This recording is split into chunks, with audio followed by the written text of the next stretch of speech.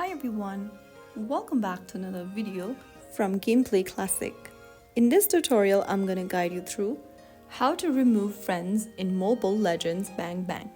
To remove friends in Mobile Legends, launch the Mobile Legends app on your device, and once you're in the home screen, go ahead and tap on the Friends option on the right hand side of the screen. This will then take you to your Social tab. Now once you open up the Socials tab, you will then see your friend list inside the in-game friends option.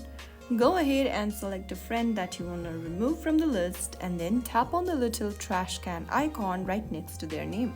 Now click on OK and you will then be able to unfollow the friend and also remove them from your friend list.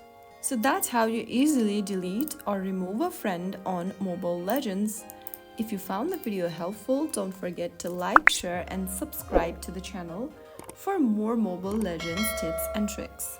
I will see you in the next video. Stay tuned till then.